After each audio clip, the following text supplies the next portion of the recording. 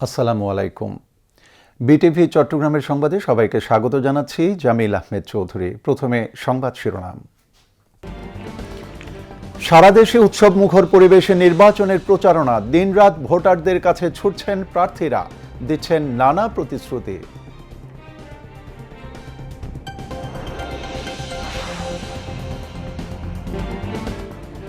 দুর্নীতি, শোষণমুক্ত ও স্বপ্নের বাংলাদেশ গড়তে 11 দলীয় জোটের পক্ষে রায় দেওয়ার আহ্বান জামাতে ইসলামের আমির ডাক্তার শফিকুর রহমানের।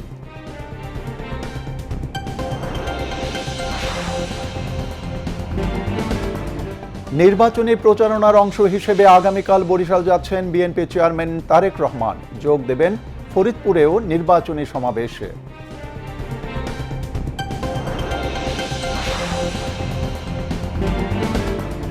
একটি দল পেশি শক্তি ব্যবহার করে ক্ষমতা দখল করতে চায়, অভিযোগ এনসিপির আহ্বায়ক নাহিদ ইসলামের।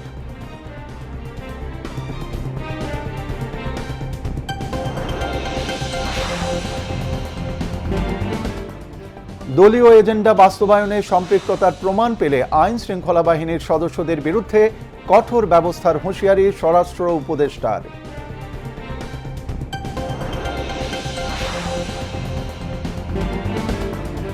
পবিত্র শবে বরাত আজ। যথাযোগ্য ধর্মীয় মর্যাদায় সারা দেশে পালিত হবে মহিমান্বিত এই রজনী।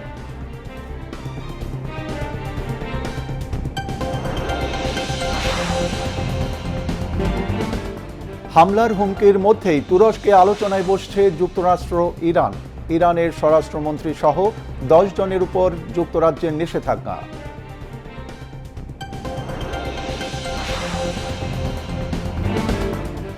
এবং নেপালে সাফ অনূর্ধ্ব 19 নারী ফুটবল চ্যাম্পিয়নশিপে ভারতকে 2-0 গোলে হারিয়েছে বাংলাদেশ।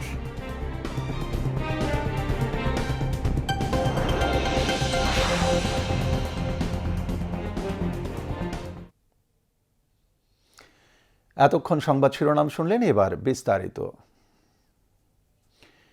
নির্বাচনের আর মাত্র 9 দিন বাকি। আসন্ন ত্রয়োদশ জাতীয় সংসদ নির্বাচনকে কেন্দ্র করে সারা দেশে জমজমাট হয়ে উঠেছে প্রচারণা।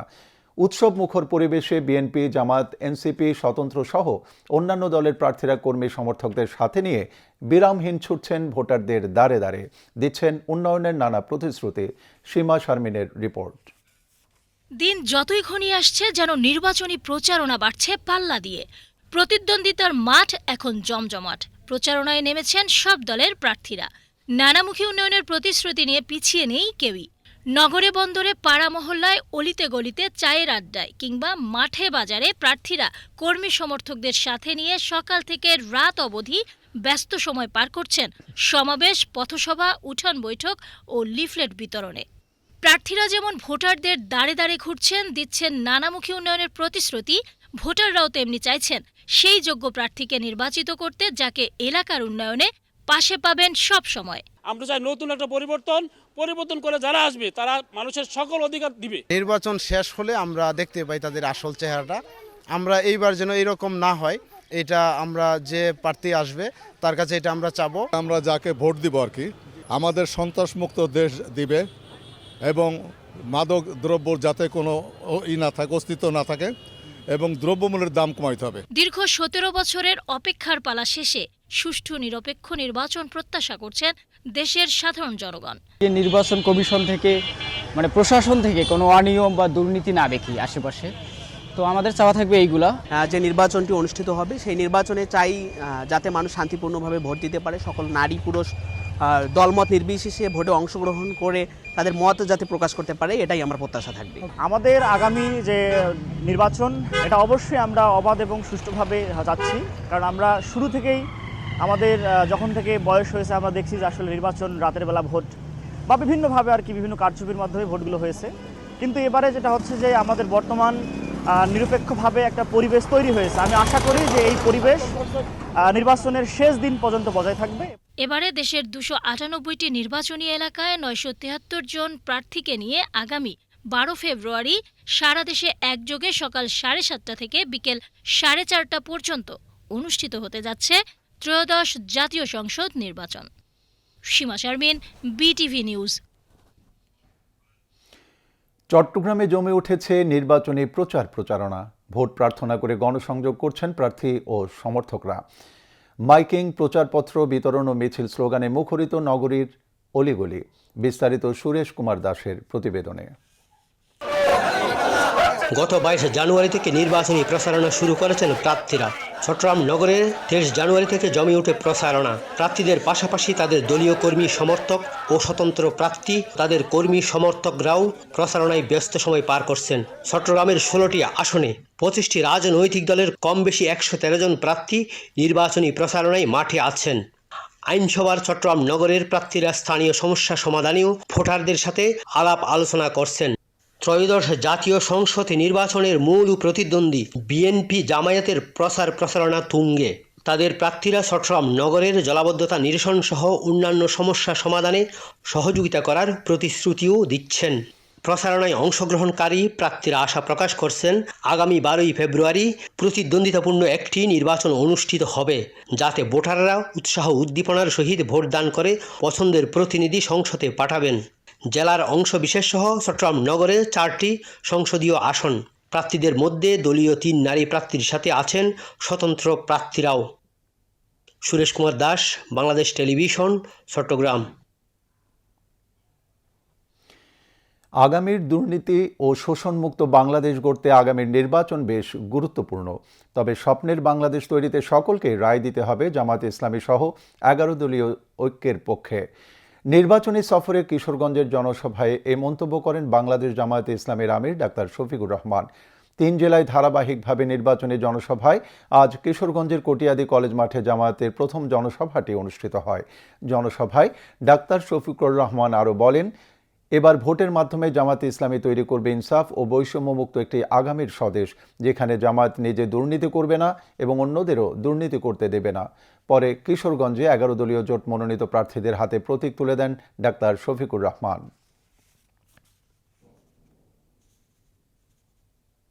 কিশোরগঞ্জের 6টি আসন বাংলাদেশের সকল জায়গার মতো মহান আল্লাহর উপর ভরসা করে আগামীর একটি দুর্নীতিমুক্ত, চাঁদাবাজ মুক্ত, আগামীর একটি মামলাবাজ মুক্ত, আগামীর একটি শোষণ মুক্ত, বৈষম্য মুক্ত, পারিবারিক দাপট এবং জমিদারি মুক্ত একটি বাংলাদেশ গড়ার জন্য আপনারা মেহেরবানি করে আমাদেরকে আপনাদের দোয়া, ভালোবাসা এবং পবিত্র বুকগুলার আমানত আমাদেরকে দিন।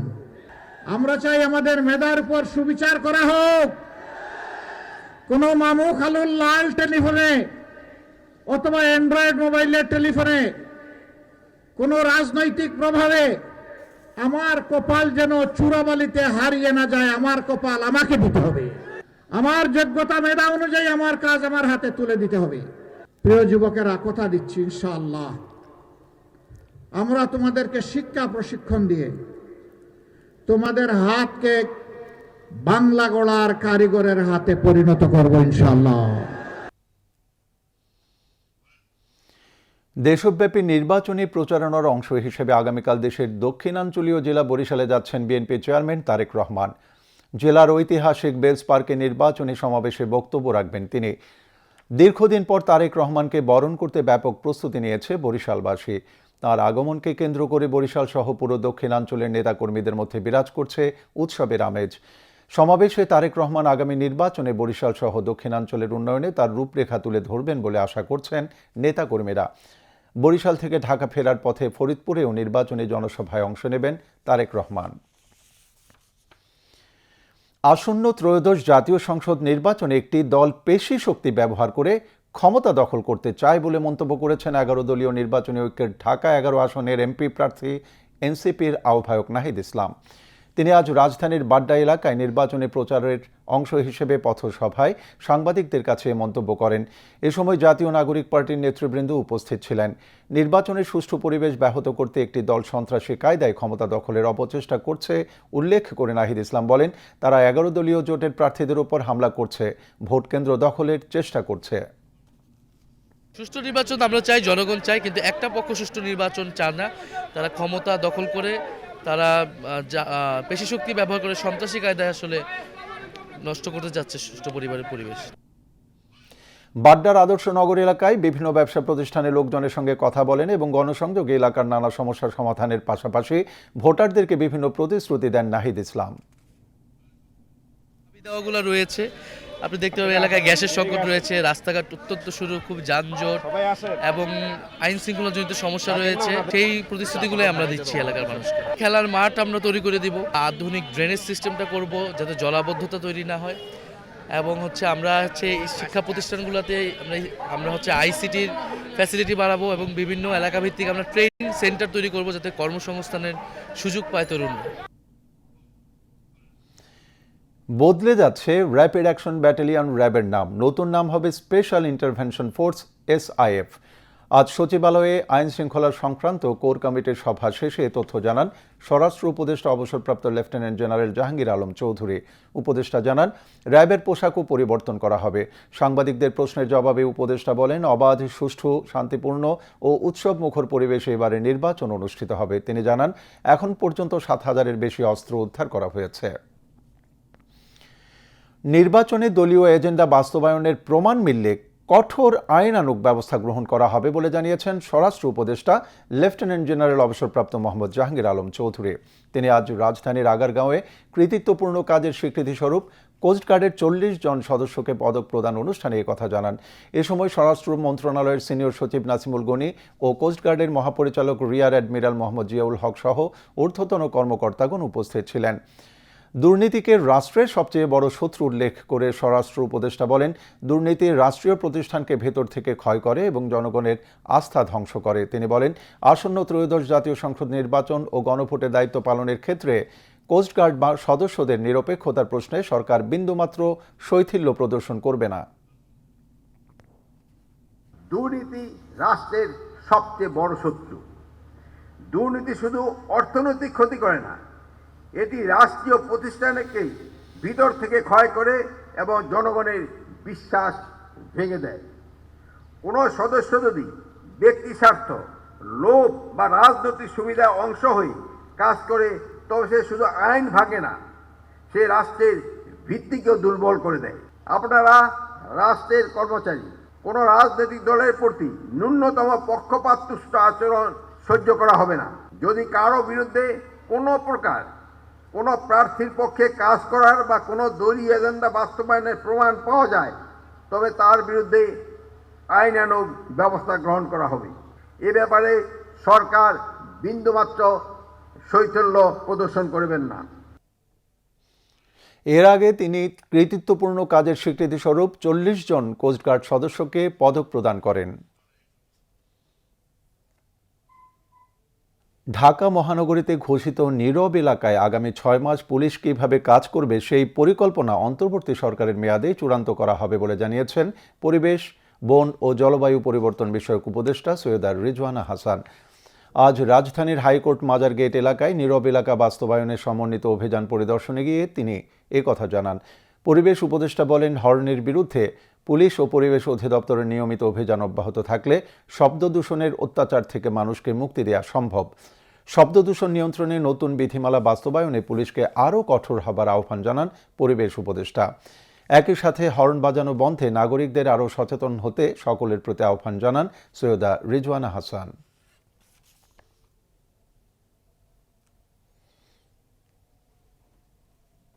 আমরা কাজটা শুরু করতে চাই হর্নের দূষণ নিয়ন্ত্রণের মাধ্যমে।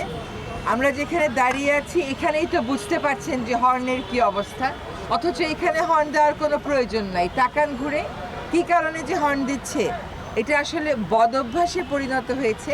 নতুন যে বিধিমালাটা হয়েছে সেই বিধিমালায় বাংলাদেশ পুলিশকে ক্ষমতা দেওয়া হয়েছে, যেহেতু সার্জনরাই বেশি সময় রাস্তায় থাকেন, তারা সরাসরি ফাইন করতে পারবেন। আশা করি বাংলাদেশ পুলিশের পক্ষ থেকে একটা কর্মপরিকল্পনা নেওয়া হবে যে ঢাকা মহানগরীর কোন কোন জায়গাকে নীরব এলাকা ঘোষণা করা হয়েছে, সেই প্রত্যেকটা এলাকাতেই ওনারা আগামী 6 মাসে কিভাবে কাজ করবেন তার একটা পরিকল্পনা আমরা থাকতে থাকতেই আমরা চূড়ান্ত করে দিয়ে যাব। ত্রয়োদশ জাতীয় সংসদ নির্বাচনে ঢাকা 11 আসনে বিএনপি মনোনীত প্রার্থী এম এ কাইয়ুমের প্রার্থিতা বৈধ ঘোষণার সিদ্ধান্ত বহাল রয়েছে। ওই সিদ্ধান্তের বৈধতা নিয়ে একই আসনের প্রার্থী জাতীয় নাগরিক পার্টি এনসিপি আহ্বায়ক নাহিদ ইসলামের করা রিট সরাসরি খারিজ করে দিয়েছেন হাইকোর্ট। আজ বিচারপতি ফাহমিদা কাদের ও বিচারপতি মোহাম্মদ আসিফ হাসানের সমন্বয়ে গঠিত হাইকোর্ট বেঞ্চ এই আদেশ দেন। এদিকে চট্টগ্রাম 2 আসনে বিএনপি মনোনীত প্রার্থী সরওয়ার আলমগীরও নির্বাচনে অংশ নিতে পারবেন বলে জানিয়েছেন আপিল বিভাগ। আজ প্রধান বিচারপতির নেতৃত্বাধীন আপিল বিভাগ এই আদেশ দেন। এছাড়া চট্টগ্রাম 4 আসনে বিএনপির প্রার্থী আসলাম চৌধুরী নির্বাচনে অংশ নিতে পারবেন আদেশ দিয়েছেন আপিল বিভাগ। আজ প্রধান বিচারপতির নেতৃত্বাধীন আপিল বিভাগ এই আদেশ দেন।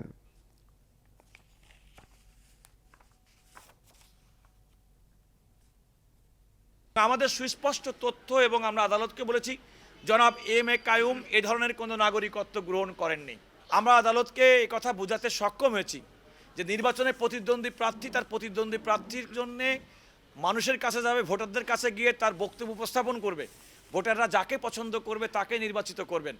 ভোটের মাঠ ছেড়ে কোর্টের মাঠে এসে আর একজনের প্রতিপক্ষকে ঘায়েল করে তার মনোনয়নপত্র বাতিল করার এইটা কোনো সুস্থ রাজনৈতিক ধারা হতে পারে না। প্রকৃতপক্ষে মিডিয়া এবং বাইরে যে ধরনের প্রচার প্রচারণা করা হয় তা সেটি সম্পূর্ণ সত্য নয় এবং সেটা অতিরঞ্জিতভাবে বলা হয়।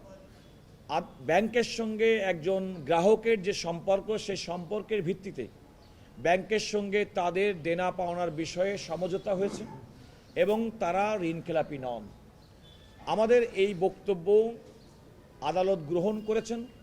অ্যাট দ্য সেম টাইম যেহেতু তারা অভিযোগ করেছেন সেটাও বিবেচনার জন্য তারা লিভ গ্রান্ট করেছেন এবং এই দুটি মামলার ক্ষেত্রে লিভ গ্রান্টের পরে ওনারা পরবর্তী ফাইনাল সিদ্ধান্ত আপিল বিভাগ জানাবেন।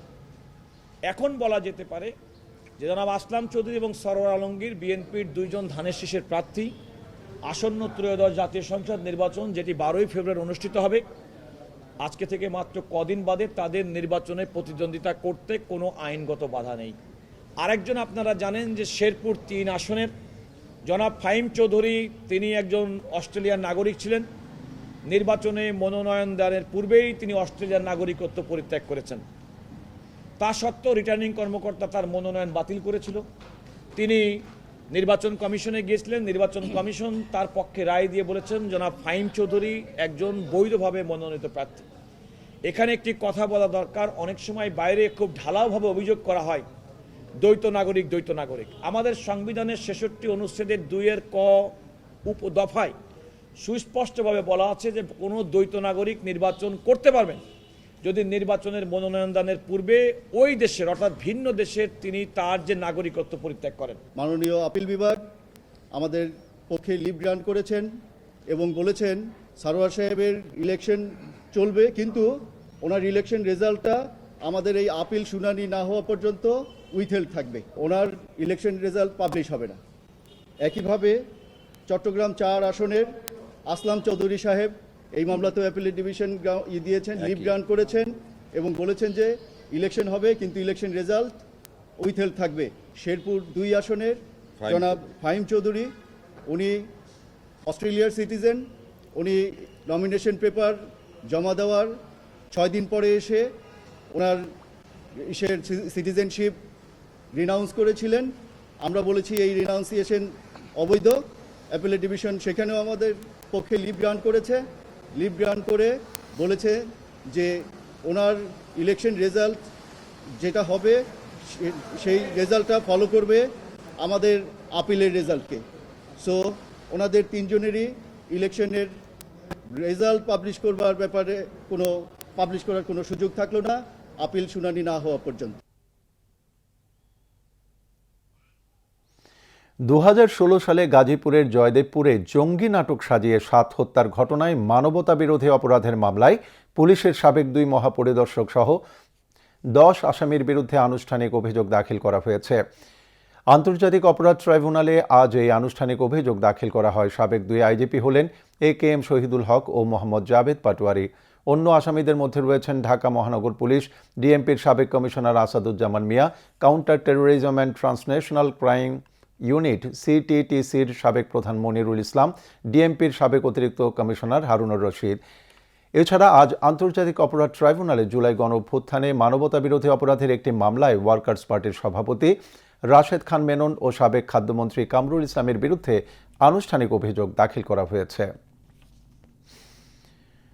আজ দিবাগত রাতে সারা দেশে যথাযোগ্য মর্যাদায় ধর্মীয় মর্যাদায় পালিত হবে পবিত্র শবে বরাত। এই উপলক্ষে আগামীকাল সরকারি ছুটি। প্রধান উপদেষ্টা প্রফেসর মোহাম্মদ ইউনুস পবিত্র শবে বরাত উপলক্ষে দেয়া এক বাণীতে পবিত্র এই রজনীকে আল্লাহর রহমত লাভের এক অসাধারণ সুযোগ হিসেবে গ্রহণ করে দেশ ও জাতির কল্যাণে প্রার্থনা এবং মানব কল্যাণে আত্মনিয়োগ করার আহ্বান জানিয়েছেন। মহিমান্বিত রজনী শবে বরাতের উপর সীমা শারমিনের প্রতিবেদন। আজকের দিনের আলোকরেখা পশ্চিমে মিলিয়ে যাওয়ার পরই শুরু হবে মুসলমানের কাছে পরম কাঙ্ক্ষিত মহিমান্বিত রজনী শবে বরাত। পাপ থেকে সর্বান্তকরণে ক্ষমা প্রার্থনা করে নিষ্কৃতি লাভের অপার সৌভাগ্যের রাত এটি। রাসূলুল্লাহ সাল্লাল্লাহু আলাইহি ওয়াসাল্লাম পবিত্র এই রজনীকে কেন্দ্র করে বলেছেন, যখন মধ্য শাবানের রাত আসে তখন তোমরা রাত জেগে সালাত আদায় করবে আর দিবসে সিয়াম পালন করবে, কেননা আল্লাহ তাআলা সূর্যাস্তের পর দুনিয়ার আকাশে অবতরণ করেন। মহান আল্লাহ বলেন, আছে কি কোনো ক্ষমা প্রার্থনাকারী? আমি তাকে ক্ষমা করব। আছে কি কোনো রিজিক প্রার্থনাকারী? আমি রিজিক দান করব। আছে কি কোনো বিপদে নিপতিত ব্যক্তি? আমি তাকে সুস্থতা দান করব। উপমহাদেশের অনেক আলেমগণই বলে থাকেন, শবে বরাত হল আল্লাহ তাআলার মহান দরবারে ক্ষমা প্রার্থনার বিশেষ সময়। আল্লাহ তাআলার নৈকট্য ও সান্নিধ্য লাভের এক দুর্লভ সুযোগ এনে দেয় লাইলাতুল নিসফি মিন শাবান, অর্থাৎ শবে বরাত। পবিত্র এই রাতে বিশেষ বরকত হাসিলের মানুষে মুসলিম সম্প্রদায় নফল নামাজ আদায় ও কুরআন তেলাওয়াত, ইস্তেগফার, ইবাদত বন্দেগী, জিকির আসকার, তাসবিহ তাহলিল, দোয়ায় মশগুল থাকেন। শবে বরাতকে লাইলাতুল বারআত নামে অভিহিত করেছেন অনেকেই। পবিত্র শবে বরাত উপলক্ষে প্রধান উপদেষ্টা প্রফেসর মোহাম্মদ ইউনুস বাংলাদেশ সহ বিশ্বের মুসলিম জনগোষ্ঠীকে শুভেচ্ছা জানান। তিনি দেশ ও জাতির কল্যাণে প্রার্থনা এবং মানব কল্যাণে আত্মনিয়োগ করার আহ্বান জানিয়েছেন। দিবসটি উপলক্ষে ইসলামিক ফাউন্ডেশনের উদ্যোগে আজ বায়তুল মুকাররম জাতীয় মসজিদে পবিত্র কোরআন তেলাওয়াত, হামদ নাদ, ওয়াজ ও দোয়া মাহফিল সহ বিভিন্ন অনুষ্ঠান আয়োজন করা হয়েছে। বাংলাদেশ টেলিভিশন, বাংলাদেশ বেতার সহ বেসরকারি টিভি চ্যানেল ও রেডিও পবিত্র শবে বরাত উপলক্ষে ধর্মীয় বিভিন্ন অনুষ্ঠান সম্প্রচার করবে। সীমা শারমিন, বিটিভি নিউজ। এবার আন্তর্জাতিক সংবাদ।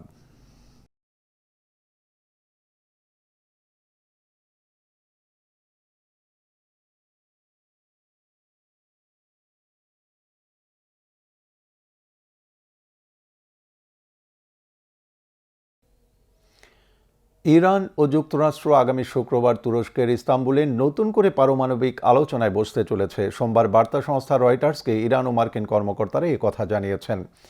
ইরানের পারমাণবিক কর্মসূচি নিয়ে দীর্ঘদিন ধরে চলা বিরোধ নিরসনে নতুন কূটনৈতিক উদ্যোগের চেষ্টায় এবং একটি নতুন আঞ্চলিক যুদ্ধের আশঙ্কা দূর করতে ইস্তাম্বুলে এই বৈঠকে বসতে চলেছেন যুক্তরাষ্ট্রের বিশেষ দূত স্টিভ উইটকফ এবং ইরানের পররাষ্ট্রমন্ত্রী আব্বাস আরাকচি। বৈঠকে কাতার, সৌদি আরব, সংযুক্ত আরব আমিরাত এবং মিশর সহ আরও কিছু দেশের প্রতিনিধিরা উপস্থিত থাকবেন।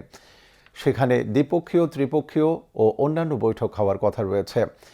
যুক্তরাষ্ট্র ও ইরানের মধ্যে উত্তেজনার মধ্যে এই বৈঠক হতে চলেছে। গত মাসে ইরানের সরকার বিরোধী বিক্ষোভ দমনের পর দেশটির উপকূলের কাছে মার্কিন নৌবাহিনীর উপস্থিতি বাড়ানোর ফলে উত্তেজনার সৃষ্টি হয়েছে। মার্কিন প্রেসিডেন্ট ডোনাল্ড ট্রাম্প ইরানে বিক্ষোভ চলার সময় তাতে হস্তক্ষেপের হুমকি দিয়েও পরে তা বাস্তবায়ন করা থেকে বিরত আছেন। তবে ইরানে আপাতত হস্তক্ষেপ না করলেও তিনি দেশটিকে পারমাণবিক কর্মসূচি নিয়ে চুক্তিতে পৌঁছার জন্য চাপ সৃষ্টি করছেন। দ্রুতই চুক্তি না করলে ইরানে আগের চেয়েও ভয়াবহ হামলার হুমকি তিনি ইতিমধ্যেই দিয়েছেন এবং ইরান উপকূলের কাছে মার্কিন নৌবাহিনীও মোতায়েন করে রেখেছেন। এদিকে ইরানের স্বরাষ্ট্রমন্ত্রী ইস্কান্দার মোমিনি ও পুলিশ প্রধান সহ 10 ব্যক্তির উপর নিষেধাজ্ঞা আরোপ করেছে যুক্তরাজ্য। বিক্ষোভকারীদের বিরুদ্ধে সাম্প্রতিক নৃশংসতায় তাদের ভূমিকার অভিযোগে সোমবার এই পদক্ষেপ নেয় ব্রিটিশ সরকার। 18 মাসের বেশি সময় বন্ধ থাকার পর অবশেষে খুলে দেওয়া হয়েছে মিশর ও গাজার মধ্যকার একমাত্র সীমান্ত পথ রাফা ক্রসিং। যুদ্ধবিধ্বস্ত গাজার অসুস্থ ও আহত ফিলিস্তিনিদের জন্য এটি আশার খবর হলেও সীমিত সময় ও কড়াকড়ি নিরাপত্তা প্রক্রিয়ার কারণে চিকিৎসা নিতে বাইরে যাওয়ার সুযোগ পাচ্ছেন হাতে গোনা কয়েকজনই। বিস্তারিত ডেস্ক রিপোর্টে। দীর্ঘ 18 মাসের অপেক্ষার পর সোমবার আনুষ্ঠানিকভাবে কার্যক্রম শুরু করেছে মিশর গাজা সীমান্তের রাফা ক্রসিং। মিশরের রাষ্ট্রীয় গণমাধ্যম জানিয়েছে প্রথম দিনে গাজা থেকে অন্তত 50 জন বের হয়েছে এবং একই সংখ্যক মানুষ গাজায় প্রবেশ করেছে। আল জাজিরার তথ্য অনুযায়ী আপাতত প্রতিদিন 6 ঘন্টা করে খোলা থাকবে এই ক্রসিং। এই সময়ের মধ্যে গাজা থেকে মিশরে যেতে পারবে সর্বোচ্চ 150 জন, আর গাজায় প্রবেশের অনুমতি মিলবে মাত্র 50 জনের। প্রায় 2 বছর বন্ধ থাকার পর রোববার পরীক্ষামূলকভাবে খুলে দেয়া হলেও সোমবার থেকেই গাজা ছাড়ার সুযোগ মিলেছে মূলত জরুরি চিকিৎসা সেবার জন্য। তবে ইসরায়েলি নিরাপত্তা ছাড়পত্র পেতে দীর্ঘসূত্রিতা শুরু থেকেই ভোগাচ্ছে অসুস্থ ও আহতদের। সোমবার গাজা ছাড়ার অনুমতি পেয়েছে অন্তত 2 শিশু। বিশ্ব স্বাস্থ্য সংস্থা সকালে ফোন করে তাদের প্রস্তুতি নিতে বলেছে। এদের মধ্যে একজনের বয়স মাত্র 2 বছর। শার্পনেলের আঘাতে তার অন্ত্র মারাত্মকভাবে ক্ষতিগ্রস্ত হয়েছে। রাফার মিশর অংশে সারিবদ্ধভাবে অপেক্ষা করছে কয়েকশো অ্যাম্বুলেন্স। মিশরের স্বাস্থ্য মন্ত্রণালয়ের বরাত দিয়ে আল কাহেরা নিউজ জানিয়েছে, ফিলিস্তিনি রোগীদের চিকিৎসায় প্রস্তুত রয়েছে 150টি হাসপাতাল ও 300 অ্যাম্বুলেন্স। এই কাজে নিয়োজিত থাকতে প্রস্তুত রয়েছে 12,000 চিকিৎসক এবং জরুরি সাড়াদানে সক্ষম 30টি বিশেষ দল। গাজার স্বাস্থ্য কর্তৃপক্ষ বলছে 2024 সালে রাফা ক্রসিং বন্ধ হয়ে যাওয়ার পর বাইরে চিকিৎসার অপেক্ষায় থাকা অন্তত 1268 জনের মৃত্যু হয়েছে। দ্রুত গুরুতর রোগী ও আহতদের গাজা ছাড়ার সুযোগ না দিলে এই সংখ্যা আরও বাড়তে পারে বলে আশঙ্কা তাদের। রাফা ক্রসিং খোলা গাজার মানুষের জন্য স্বস্তির বার্তা বয়ে আনলেও সীমিত পরিসর আর দীর্ঘ অনুমতি প্রক্রিয়ার কারণে এই পথ এখনো বহু মানুষের জন্য অনিশ্চিত। জাকিয়া জামান আনিকা, বিটিভি নিউজ। তিব্বতের আধ্যাত্মিক নেতা দালাই লামাকে গ্র্যামি পুরস্কারে ভূষিত করায় সোমবার তীব্র নিন্দা ও প্রতিবাদ জানিয়েছে চীন। দেশটি বলেছে তারা এই আধ্যাত্মিক নেতার আন্তর্জাতিক স্বীকৃতিকে চীন বিরোধী কাজে ব্যবহারের ঘোর বিরোধী। রোববার লস অ্যাঞ্জেলেসে অনুষ্ঠিত 68তম বার্ষিক গ্র্যামি অ্যাওয়ার্ডসে প্রথমবার গ্র্যামি জেতেন 90 বছর বয়সী দালাই লামা। তার meditations the reflections of his holiness the Dalai Lama নামক অডিও অ্যালবামের জন্য তিনি সেরা audio book, narration and story telling recording বিভাগে এই পুরস্কার লাভ করেন। দালাই লামার এই অডিও অ্যালবামে আছে তার বার্তা, উপদেশ এবং বাণী। দালাই লামার বাণীর সঙ্গে আছে আবহ সঙ্গীতও। দালাই লামার গ্র্যামি পুরস্কার জয় নিয়ে প্রতিক্রিয়া প্রকাশ করে এক সংবাদ সম্মেলনে চীনের পররাষ্ট্র মন্ত্রণালয়ের মুখপাত্র লিন জিয়ান বলেন, এই আধ্যাত্মিক নেতা ধর্মের নামে বিচ্ছিন্নতাবাদী কার্যক্রম চালিয়ে যাচ্ছেন। দালাই লামা নিছক কোনো ধর্মীয় ব্যক্তিত্ব নন, তিনি মূলত ধর্মের ছদ্মবেশে চীন বিরোধী বিচ্ছিন্নতাবাদী কর্মকাণ্ডে লিপ্ত একজন নির্বাসিত রাজনৈতিক ব্যক্তি। উল্লেখ্য, 1959 সাল থেকে ভারতের ধর্মশালায় নির্বাসিত জীবনে থাকা দালাই লামা তিব্বতের মুক্তির দাবিতে অহিংস সংগ্রামের জন্য 1989 সালে নোবেল শান্তি পুরস্কার লাভ করেছিলেন। আবারও দেশের খবর। দেশে বাড়ছে শিশুদের কৃমি রোগ। বিশেষ করে অপুষ্টিজনিত শিশুরা কৃমি রোগে আক্রান্ত হচ্ছে বেশি। এজন্য চিকিৎসকরা অভিভাবকদের অসচেতনতাকে দায়ী করছেন। শিশুদের নিয়মিত হাত ধোয়ার অভ্যাস গড়ে তোলা ও নির্দিষ্ট সময়ে কৃমিনাশক ওষুধ খাওয়ানোর পরামর্শ চিকিৎসকদের। আইমনিমার প্রতিবেদন। আবিদ আর সারা সংসারে এক বুক আনন্দ ও ভালোবাসা নিয়ে কোল জুড়ে এসেছিল ছোট্ট শিশু আসিফ। আসিফ এখন 7 বছরের। যতই দিন গড়িয়েছে ততই হতাশা গ্রাস করছে এই দম্পতিকে। হারিয়ে গেছে সকল সম্ভাবনা আর আশার আলো। কেননা অজানা এক রোগে আক্রান্ত তাদের শিশু। আসিফ আর তেমন একটা উচ্ছল নেই। শরীর হয়ে যাচ্ছে ফ্যাকাশে, খাবারে অরুচি, শরীর হয়ে যাচ্ছে শীর্ণ। এই অজানা রোগটি আর কেউ নয়, কৃমি। ডাক্তার দেখাই, ডাক্তার দেখে আমাদেরকে প্রাথমিকভাবে বলছে যে ওর কৃমি হয়েছে। তো কৃমি হওয়ার জন্য ডাক্তার আমাদেরকে ওষুধ দিয়েছে, ওষুধ দিয়ে বলছে যে আমাদেরকে যাতে পরিষ্কার থাকি, বাচ্চা যাতে পরিবেশ সময় মতো ওর নখ এবং ওকে যাতে মানে সুন্দর রাখি, সুস্থ তাহলে বাচ্চা সুস্থ থাকবে আর কৃমি হবে না। তার পেটে ব্যথা এবং কৃমি নিয়ে সেভারাল টাইম ডাক্তার দেখাইছি আমি, অনেক সময় সমস্যা হয়েছে। এটা 2-2.5 মাস 3 মাস পর পর কৃমির ওষুধ খাওয়াতেই হয়, না হলে প্রবলেম ফেস করি। কৃমি থেকে ও অসুস্থ হয়ে যাচ্ছে, শুকায় যাচ্ছে, খাবার দাবার খেতে পারতেছে না। ডাক্তার দেখাইছি, ওষুধ দিছে, ওষুধগুলো খেয়ে দেখি ও খাবার দাবার খেতে পারে না, ওর ওজন অনেক কম। আসিফের মতো হাজারো শিশু এই দেশে কৃমিতে আক্রান্ত।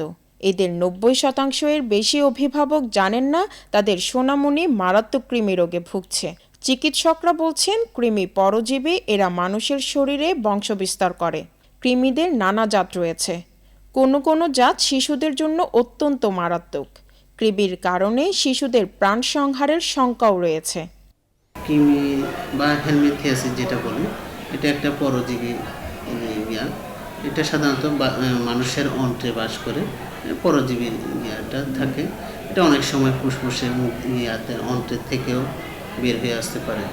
এমন প্রেক্ষাপটে প্রশ্ন হলো, কৃমি কেন হয়, এ থেকে পরিত্রাণের উপায় কী? যারা জনস্বাস্থ্য নিয়ে কাজ করেন তারা বলছেন মূলত এটা অপরিচ্ছন্নতা থেকেই ছড়ায়। অপুষ্ট শরীরে কৃমিদের আক্রমণ করার সুযোগ বেশি। অস্বাস্থ্যকর শৌচাগার এদের কারখানা বললে ভুল হবে না। এইসব জায়গা কিংবা খালি পায়ে হাঁটার মধ্য দিয়ে কৃমি মানবদেহে প্রবেশ করে। বাচ্চাদের ক্ষেত্রে আমরা এই কৃমির লক্ষণ যেগুলো দেখি, সাধারণত বমি বমি ভাব থাকে, অনেক সময় ডায়রিয়া শুরু হতে পারে, অনেক সময় পেট ব্যথাটা নিয়ে আমাদের কাছে বেশি আসে। আর হচ্ছে ওই পায়ু দেশে মানে পায়খানার রাস্তায় চুলকায়, রাতের বেলায় বেশি চুলকায়, এগুলো থাকে। আর কিছু কিছু বাচ্চা আসে, দেখা যায় যে এই শরীরের বাচ্চাদের হঠাৎ করে সাদা হয়ে যাচ্ছে কৃমির কারণে। এই লক্ষণগুলো নিয়ে আমাদের কাছে বেশি আসে। আর এটা প্রতিরোধের উপায়, বাচ্চাদেরকে বাথরুমে যখন যাবে সে সবসময় স্যান্ডেল ব্যবহার করবে। আর হচ্ছে খাওয়ার আগে সবসময় হাত ধুতো করে, বিশেষ করে সাবান দিয়ে হাত ধুতো করে খাওয়াতে হবে। পরিষ্কার পানি দিয়ে ব্যবহার করতে হবে। সাথে হচ্ছে বাজারের থেকে যেসব শাকসবজি ফলমূল ভালো করে ধুয়ে খাওয়াতে হবে। একটি সুস্থ জাতি বিনির্মাণে সুস্থ শিশু বিকাশ লাভের বিকল্প নেই।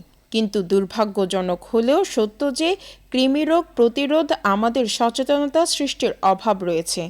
নেই কোনো সমন্বিত কর্মসূচি, এমনকি শিশুদের এই বিষয়ে যেমন জ্ঞান দেওয়া হয় না, তেমনি অনেক অভিভাবক এর সম্পর্কে উদাসীন।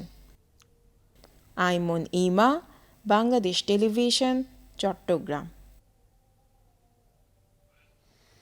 এবার শেয়ার বাজারের খবর। চট্টগ্রাম স্টক এক্সচেঞ্জে চাঙ্গা ভাব অব্যাহত রয়েছে।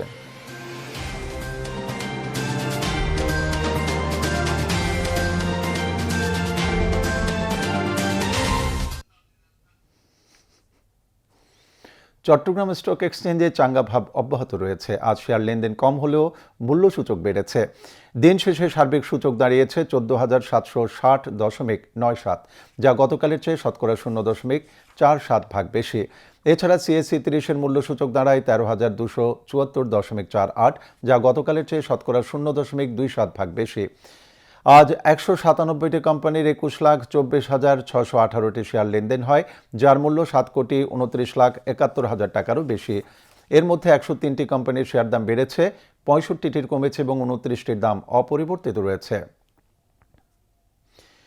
এবার আন্তর্জাতিক মুদ্রা বাজারের খবর।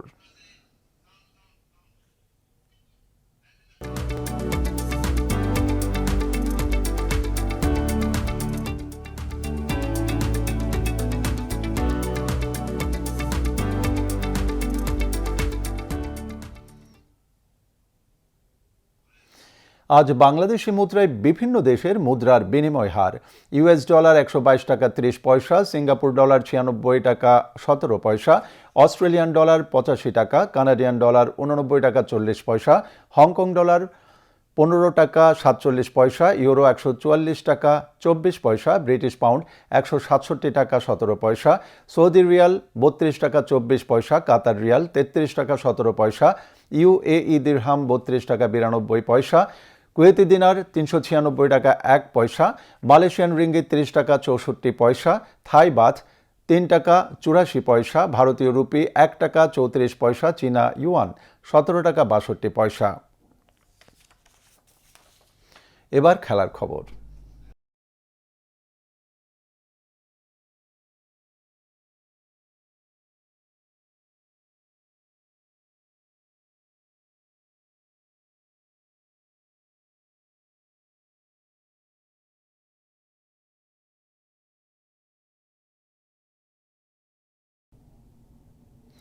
ফুটবল। অনূর্ধ্ব 19 নারী সাব চ্যাম্পিয়নশিপে ভারতকে 2-0 গোলে হারিয়ে টানা দ্বিতীয় জয়ের স্বাদ পেয়েছে বাংলাদেশের মেয়েরা। এ জয়ে ফাইনালের পথে এক ধাপ এগিয়ে গেল বাংলাদেশ। এর আগে প্রথম ম্যাচে ভুটানকে 12-0 গোলে হারায় অর্পিতা বিশ্বাসরা। নেপালের পোখারায় ম্যাচের 29 মিনিটে লিড নেয় বাংলাদেশ। ফ্রি কিক থেকে নেওয়া শটে বলের ফ্লাইট ঠিকমতো বুঝতে পারেননি ভারতের গোলরক্ষক। তার হাতে লাগার পর পোস্টের সামনে বল পড়ে, সেখান থেকে বল জালে জড়ান অধিনায়ক অর্পিতা বিশ্বাস। এরপর 39 মিনিটে আবারও গোলের দেখা পায় বাংলাদেশ। ডান প্রান্ত থেকে করা ক্রসে ভারতের ডিফেন্ডাররা পরাস্ত হয়। দুই ডিফেন্ডারের মাঝখান থেকে বাংলাদেশের ফরওয়ার্ড আলপিয়া আক্তার দারুণ দক্ষতায় বল জালে পাঠান। এতে জোড়া গোলের লিড নিয়ে বিরতিতে যায় বাংলাদেশ। বিরতির পরও আক্রমণাত্মক ফুটবল খেলতে থাকে বাংলার মেয়েরা। বেশ কয়েকটি আক্রমণ করলেও আর গোলের দেখা পায়নি। এতে 2-0 গোলের জয় নিয়ে মাঠ ছাড়েন লাল সবুজের প্রতিনিধিরা। টুর্নামেন্টে স্বাগতিক নেপাল, বাংলাদেশ, ভারত ও ভুটান 4 দলই একে অন্যের সঙ্গে একটি করে ম্যাচ খেলবে। 3 ম্যাচ শেষে পয়েন্ট টেবিলের শীর্ষ 2 দল 7 ফেব্রুয়ারি ফাইনাল খেলবে। 2 ম্যাচ শেষে 6 পয়েন্ট ও 14 গোল ব্যবধান নিয়ে বাংলাদেশ সবার উপরে। অন্যদিকে ভারত আগের ম্যাচে নেপালকে হারিয়ে 3 পয়েন্ট ও 1 গোল ব্যবধান নিয়ে দ্বিতীয় স্থানে। নেপাল ও ভুটান 2 ম্যাচেই হেরে যাওয়ায় তাদের পয়েন্ট 0। এবার আবহাওয়ার খবর।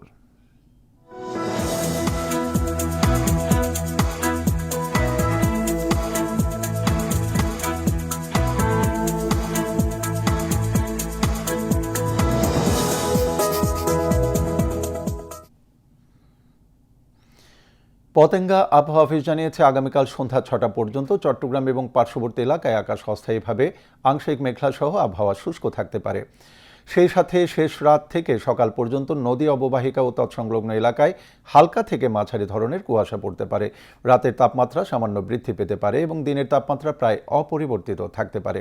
পরবর্তী 24 ঘন্টায় আবহাওয়ার সামান্য পরিবর্তনের সম্ভাবনা রয়েছে।